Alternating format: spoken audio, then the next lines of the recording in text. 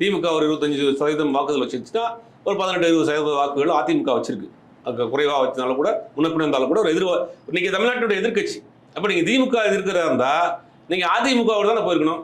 இல்லை நீங்கள் உங்கள் தலைமையில் ஒரு கூட்டணி அமைங்க, நான் தான் தமிழ்நாட்டை மாற்ற போகிறேன், திராவிடமும் தமிழ் தேசியம் 2 கண்கள் அப்படின்னு நீங்கள் சொல்கிறீங்க. நீங்கள் ஒரு கூட்டணி, வலுவான கூட்டணி உங்கள் தலைமையில் அமைச்சு நீங்கள் திமுகவை தேர்தல் களத்தில் சந்திச்சு வீழ்த்தி நீங்கள் முதலமைச்சர் ஆகுங்க. எதுக்கு இன்னொரு கூட்டணிக்குள்ள இருக்க கட்சியை போய் ஏன் போட்டு நீங்கள் உடனே எடுத்துக்கிட்டு அந்த கட்சி இருக்கக்கூடிய பொதுச்செயலாளரை கூப்பிட்டு இது விழா வைக்கிறது? இதுலேயே தெரியலையா உங்களுக்கு காழ்ப்புணர்ச்சின்னு? இதில் அரசியல் முதிர்ச்சியற்ற தரம் தெரியலையா உங்களுக்கு? ஒருத்தர் எதிர்க்கிறதா இருந்தால் நீங்கள் நேருக்கு நேரம் எதிர்க்கணும். சித்தாந்த ரீதியாக எதிருங்க, கருத்தியல் ரீதியாக தேர்தலில் எதிருங்க. தேர்தலில் எதிர்த்து நிப்பாட்டுங்க. 234 தொழில் தாவேக்கா நிற்கிது, சீமா நிற்கிறார், அந்த மாதிரி நிப்பாட்டுங்க. ஜெயிச்சு நீங்கள் ஆட்சி அதிகாரத்தை பிடிங்க. இன்னொரு கட்சி அகில இந்தியாவில் இருக்கக்கூடிய ஒரு கட்சியுடைய உள்ள போய் அந்த கட்சியை நீங்கள் ஏன் இழுக்கணும்னு நினைக்கிறீங்க?